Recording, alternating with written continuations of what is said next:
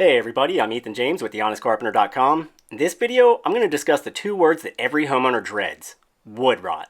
As a carpenter who deals primarily with home repair, I see wood rot constantly, and I've come to the conclusion that no home-related topic is more misunderstood than this one.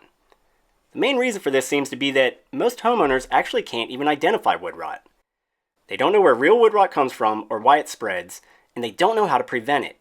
This makes them extremely vulnerable to dishonest contractors who use wood rot as an all-purpose tool for selling expensive work that people don't always need. Now don't get me wrong, wood rot is a real issue that often needs to be addressed. But homeowners should be armed with at least a basic understanding of the principles of wood rot before they approach contractors for repairs. So in this video, I'm going to show you how to not only identify wood rot, but how to also identify the factors that cause wood rot. And by understanding these things, you can learn how to prevent wood rot altogether and avoid getting ripped off. Two quick side notes. I mentioned last week that this video would be about the 10 most rot-prone areas of your home. I'll get to that video soon, but it seemed like I should actually cover this topic first because it's more fundamental. Also, since I'm linking videos together these days and tackling some serious home issues, be sure to hit the subscribe button below if you haven't already, and hit the little bell beside it so you get notified when I post new videos. Alright, on to the main topic. Let's start by asking the most basic question. What causes wood rot? The one answer is something you probably wouldn't expect: fungus. All wood rot is a product of fungal infestations. While there are literally millions of fungi strains that work in the environment, only a handful are really associated with wood rot in our houses. Here's a short list. Have fun trying to pronounce these names. But these fungi alone aren't capable of causing wood rot because they need a variety of factors and conditions to be just right so that they can do their damage. And the most important of these factors are temperature and moisture. The fungi we're concerned with like an average temperature between 50 and 90 degrees Fahrenheit, which is pretty much always guaranteed inside our homes. In really cold places, these fungi tend to go dormant. And in really hot places, they actually just die off. So temperature is important to their growth. But the one thing they absolutely have to have, the most important thing, is moisture. If you take one idea away from this video, let it be this: wood can't rot without water. I can't say this enough. The fungi that cause wood rot must have a source of moisture in order to thrive. Without that, they can't grow and spread. I make a big deal of this because over the years I've found that two words are causing mass confusion for homeowners. Those words are dry rot. This stupid phrase never should have been invented. I can't say this seriously enough. Dry rot does not exist. It's a myth. It's just a phrase that came about through casual, uninformed usage over the years. When people say dry rot, what they're really referring to is what experts now call brown rot. Brown rot is simply a common form of rot found in timber and wooden structures. It's caused by an invasion of the fungus Serpulae lacrymans, which breaks down the cellular structure of wood, leaving it weak and brittle. People probably began calling this type of decay dry rot because once the fungus has done its work, the wood is often left with a crumbly, cracked appearance. I see this type of rot in nearly every house I work on, and it can be a serious problem because wood that experiences brown rot will lose much of its structural integrity. What makes this really problematic, though, is not that brown rot exists, but rather the concept of how it spreads. See, like all other types of rot, brown rot cannot spread if it doesn't have a source of water. That cracked, crumbly appearance of brown rot is just sort of a result of the wood drying out after it breaks down. But if the wood no longer has a water source, the rot won't spread. It will remain much as it is. Later, if the water source returns, the leftover fungal spores will once again begin to grow, but they just can't grow without moisture. So, cut off the water source, stop the rot. The problem is most homeowners don't know this, and that makes them vulnerable. Bad contractors will come in, find rot in some area of the house and say, "Oh, it's dry rot. You have to replace all this wood or this dry rot will spread. Doesn't even need water anymore, it'll just spread all through the house." Bogus. If a contractor says this to you, think about showing them to the door because they either don't know better or they're lying. Whatever the case, they're probably not someone you want working on your house. And I'm not saying you shouldn't replace rotted wood. In many cases, rotted wood needs to be replaced or at the very least supported. I'm just saying that if wood is dry, it can't rot any further. The real priority in these situations is cutting off the water source. Like these rotted sink cabinet floors I fix. The most important first step in this repair is eliminating the drip or leak that caused the problem. Then, once the plumbing situation is handled, the carpentry can take place. But of course, on an exterior of a home, cutting off the water source is often impossible because rain and snow are just a part of life. The more important issue here becomes keeping the house well sealed and identifying rot before it has a chance to take hold. Which brings us to the second and even more important topic of this video. How do you identify wood rot?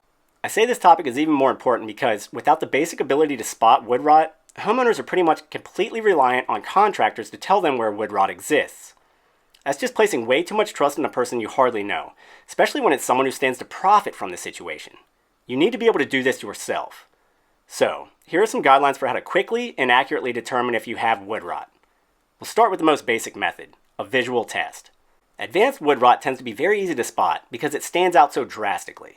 In the worst scenarios, small holes or even cavities will appear on the surface of the material. The wood inside takes on a dark, pulpy look. It just seems unhealthy. Even treated lumber, such as what you find on decks, can experience the same thing. Deep gouges will form in the wood grain, and the wood inside will look dark and mushy. So, in general, search for dark areas, or places that look deformed, or even just sort of warped. These places may start to sink in and collapse, or, conversely, they might bloat up. For example, masonite siding, a wood byproduct, will frequently do both when it starts to rot. So your eyes can tell you a lot when searching for wood rot and decay. But you won't always get the benefit of these clear-cut visual signals. Before rot gets fully blown, it can hide just below the surface of your materials, especially painted surfaces. For areas like this, you have to have a different approach. Here are two surefire ways to tell if you have rot forming. The first one is called the poke test. If you want to know for sure if a portion of wood is rotting, you can use this very scientific method to find out. Just poke it. That's it, just poke it with your finger. Wood beginning to rot becomes soft to the touch. The wood fibers are breaking down because of that moisture and fungal growth, and the wood is losing its density. You can see these areas I'm poking are sort of squishy. They have a lot of movement to them. They even feel sort of damp. These are guaranteed signs that water has gotten into this area somehow, and rot is taking hold. You need to address this, especially for these areas around doors and windows. It's not so important on, say, the bottom of a fence, but wood attached to your house can become a further entry point for rot and pests, so you need to address these areas as soon as possible. Sometimes you have to take the poke test to the next level. Your finger isn't always sensitive enough to pick up on the subtle structural changes taking place in wood. You need to use something sharper and harder. Either a little pocket knife or a flathead screwdriver will do the trick. Just jab the point of the tool into the wood. If it sinks in more than, say, 1/8 of an inch, then the wood is probably suffering from decay. Even if the wood is currently dry, this can be an indication that it started rotting sometime before and the fibers are compromised. It's worth considering some sort of remediation, even if it's just using caulk and paint to get the area sealed for the time being. And this brings us to our second physical method for testing wood rot. Experts call it the pick test. In what is hopefully an unobtrusive place, you can drive a blade or screwdriver into the meat of the wood, then gently pry or break out a tiny section. The wood should produce a long, linear splinter. This is one of the signs that it's healthy. Compromised or decaying wood will just pop out in little crumbly chunks. Also, healthy wood will make a nice, dry, cracking, snapping sound like this. Whereas decaying wood will just make kind of a mushy, rustling sound. I don't use the pick test that often, but it does work, and I sometimes use it to test framing in crawl spaces and basements, which are areas that tend to be exposed to much higher resting levels of moisture. So now that we've covered some of the ways to definitively test for rot, let me show you a few situations where rot does not exist, it just sort of looks like it does. We'll call this fake rot.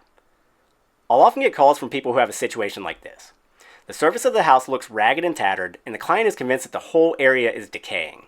The thing is, none of this is rotten. The paint is just failing. It's blistering and flecking off, and it's exposing the wood beneath. But the wood itself is healthy. Just look at it. No dark staining, no soft areas. It's totally solid. This paint failure is actually caused by the sun just wailing down on this side of the house. UV rays and heat have baked the paint right off the wall. Now, typically, this would make the entire area much more susceptible to water penetration, and this house definitely needs to be scraped and repainted. But, ironically, what caused the paint failure has also helped prevent decay. Areas exposed to a lot of sunlight and fresh air have many more opportunities to dry out. Rot tends to be less invasive on the sunny side of the house. The same thing is happening to this little gable here. The vertical cracks between boards look bad, and the caulk failure on the horizontal trim is usually a disaster waiting to happen. But when I scrape loose material away, I really don't see much or any rotted wood. This area is just a good place to recaulk and paint, which I did. So again, using a combination of visual tests and the poke test, we'll get to the heart of the matter. But things just looking bad aren't a sure enough sign that wood rot is actually forming or that things are decaying. But all of these areas are places where a bad contractor can come in and scare an unsuspecting homeowner. The more you know about how rot spreads and how you can identify it, the better off you'll be at preventing bad contracting situations and catching problems with your home before they start. I hope I've helped with that at least a little bit, and I hope you've enjoyed the video, The Truth About Wood Rot. If you have any further questions, please feel free to put them down in the comments section. I always try to respond. Be sure to subscribe and turn on notifications and check back in for our new videos. I'm Ethan James with thehonestcarpenter.com. Thanks for watching, everybody.